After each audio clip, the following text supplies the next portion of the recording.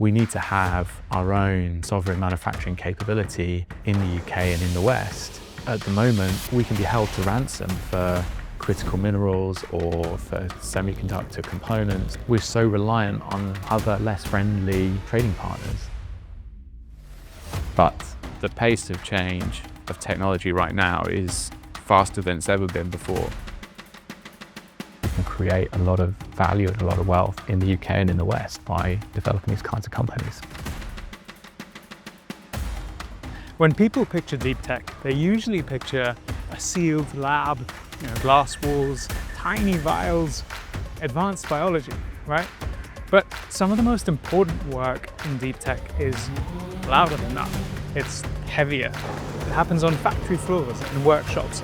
In the question of whether a country still knows how to make hard things at home, or whether it forgot and now needs to remember how.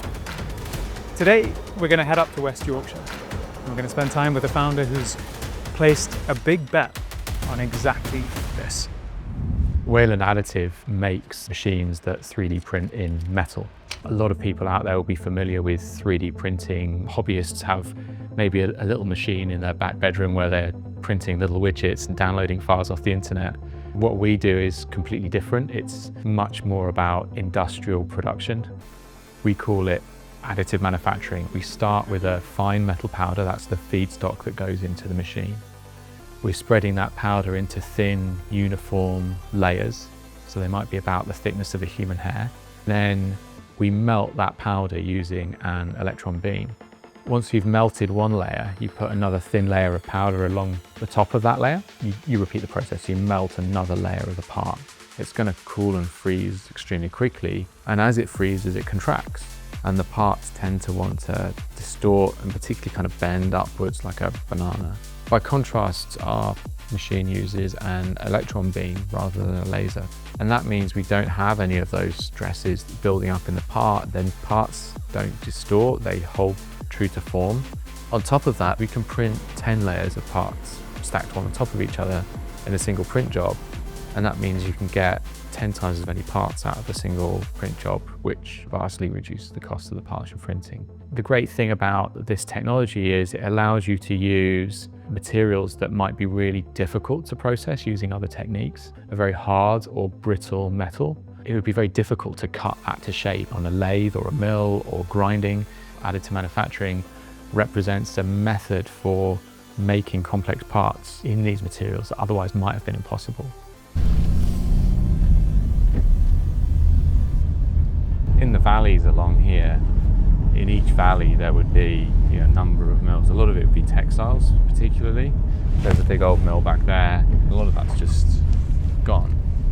A lot of that manufacturing went offshore and some of those skills were lost, but actually still there's a lot of skills that we can draw upon as a company to make a great product. A lot of our supply chain actually is based locally, and so we're able to make something new and help the UK to produce goods that were lost to offshore production in the last century. Now, a machine like this is just engineering until the world actually has a use for it. For most of the last 40 years, the world kind of didn't. There was affordable labor around.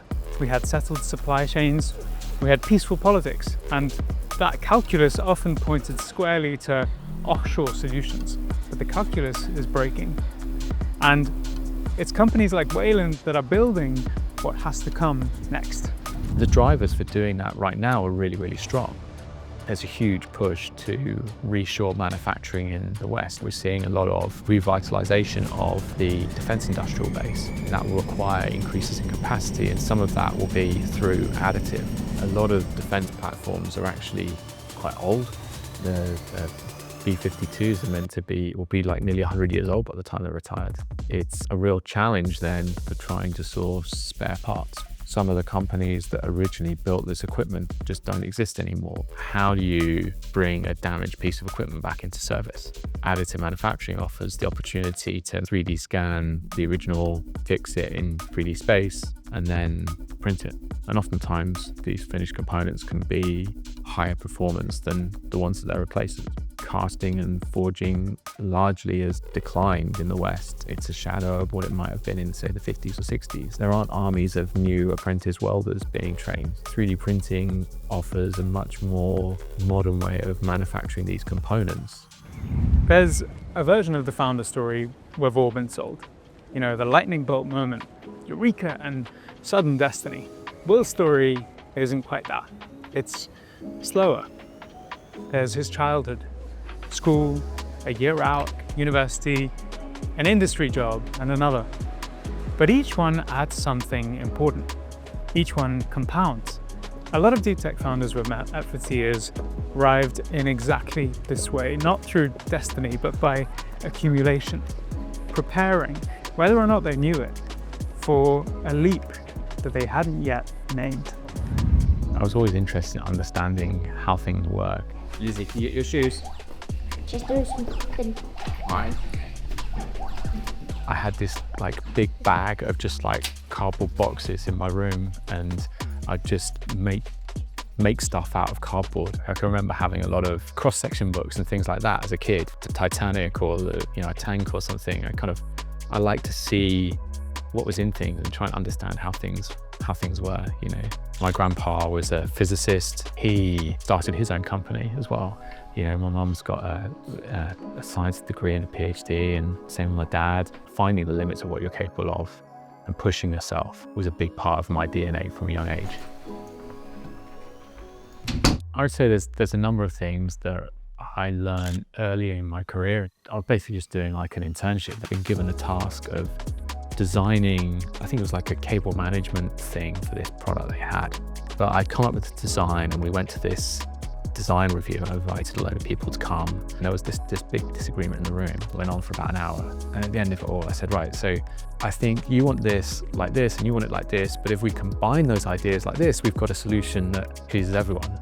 And the product manager turned to me and he was like, you're really good at this. Just the intern. You don't have no background in this.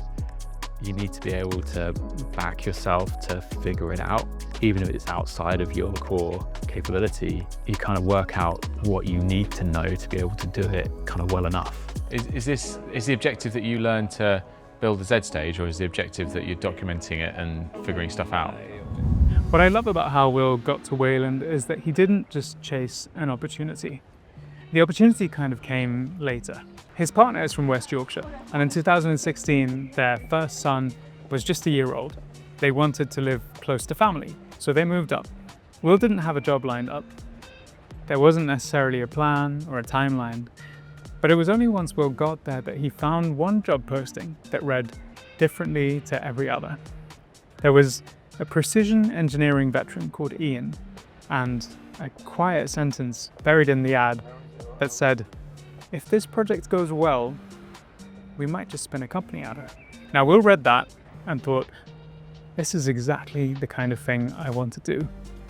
And that posting became a project, and that project became a prototype, and that prototype became Wayland. Within a relatively short time, we managed to demonstrate some new technology. We managed to build a prototype. This was going to need quite a lot of funding to get it to market. It didn't fit within a precision engineering business. By middle of 2019, we managed to get VC investment and had set up Wayland as a completely independent entity. Although incubating Wayland inside that other business gave us a really great head start, we got to the point where really we needed to be running our own race. You know, we needed to be able to do things our own way. A European customer, they had a particular alloy that they'd been using for decades. In a conventional manufacturing setting, they had a multi-step process for making their parts that went all around their factory, and it took them months. I think it was sort of 3 months manufacturing process. They tried printing that particular alloy using other technologies that were already on the market, and they just couldn't do it.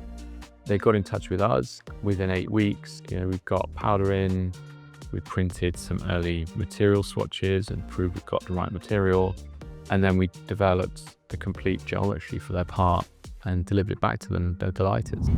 There's a costume that some founders wear. You know, we see it in X or the headlines all the time. It's loud, slightly, over certain, slightly performed. It's all over startup press, and Honestly, it can be intimidating for the many scientists and engineers I meet who wonder if they can ever pull that same thing off. The interesting thing about Will is that he isn't wearing that costume. He isn't even trying to. And the company seems to be doing more than fine without it. I think there's a lesson there about authenticity that's worth paying attention to. As we went from, a dozen people to 70 people, stepping away from that engineering side was a transition for sure. I'm out all right. People see you more as a CEO. There was a time where I was almost sort of overconscious of the impact that me saying something could have, and therefore I would have shied away from saying things that I might otherwise normally have said. You've kind of got to go on that learning journey of understanding and calibrating how you interact with other people in the team. When you're looking at your cash forecast, crikey, we got a tight point here. This is going to be a real headache. You go about raising new funding, maybe it's taking a little bit longer than you thought it would do, and you see that kind of bank balance ticking down, and then you're waking up at 3 a.m. with a cold sweat and your heart racing, wondering how the heck you're going to get through this one. But you plug away at it and you find a solution. Right? Every founder must have had those moments of self-doubt and question whether they were good enough or get up to the job. And I think that is natural and almost essential, because if you're not questioning whether you're good enough, and then you're probably blind to your own weaknesses. Things that I think that we could, sales presentation result, do a lot better at. I'm not afraid to get things wrong. The whole tech startup scene has quite a lot of big egos in it, and there's a lot of bravado. It's really important to have a little bit of humility and not attach too much ego to the things you do, because otherwise you're not going to be receptive to ideas and feedback and new things coming in. I don't see my role as being there to kind of bang the table and say, you must do this kind of thing. It's not. That doesn't work. It's trying to create the environment where you can achieve results through your team.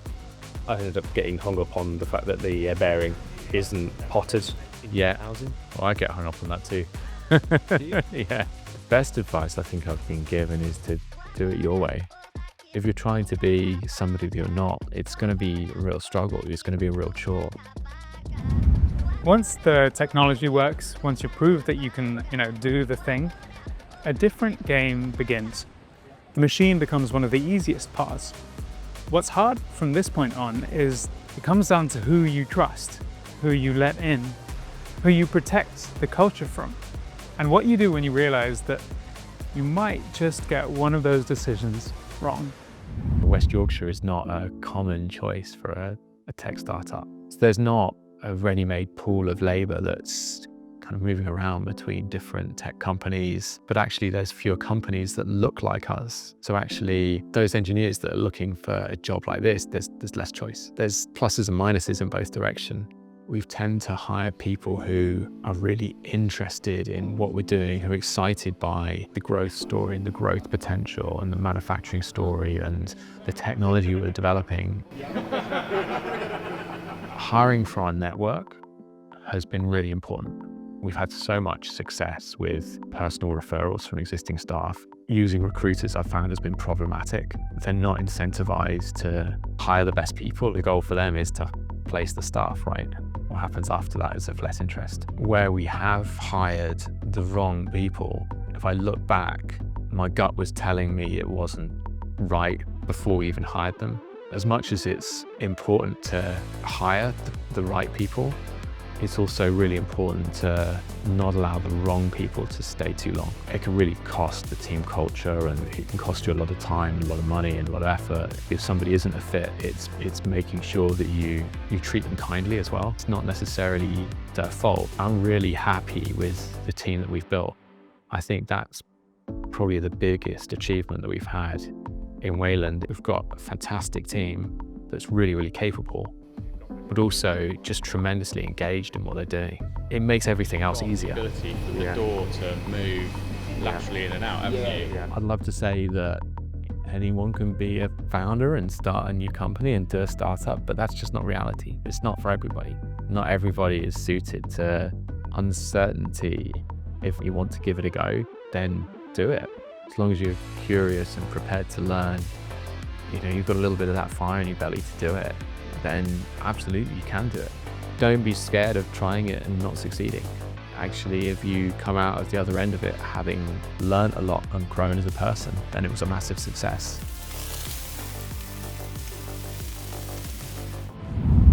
I don't know where you're at in your journey. Maybe you love science. Maybe you're in science. Maybe you're starting a company. Maybe you dream to one day. I think most people watching this won't build, a company that changes the path of civilization, and obviously that's absolutely fine. But I have a hunch that some of you will. You're somewhere mid-career doing work you suspect is more important than your job title makes it sound. You've been keeping the founder question in a drawer in case you ever need it later. Now, what I find most powerful about Will is that he's proof that the path doesn't have to look like the stereotype. It can look like this, being patient, rooted, slowly compounding, and built on his own terms in his own way. Here's my last thought. If you've been waiting for permission, this is what permission looks like. We see a lot of negativity on the news, and there seems to be a lot of doom and gloom, but a lot of the things that are happening are really very positive indeed. When I look at my kids, I'm an optimist. I think that every founder has to be, right? Otherwise they wouldn't do what they do. The overall capability of mankind to solve the world's problems is greater now than it ever has been. We can do things that even 5 years ago would have been unimaginable.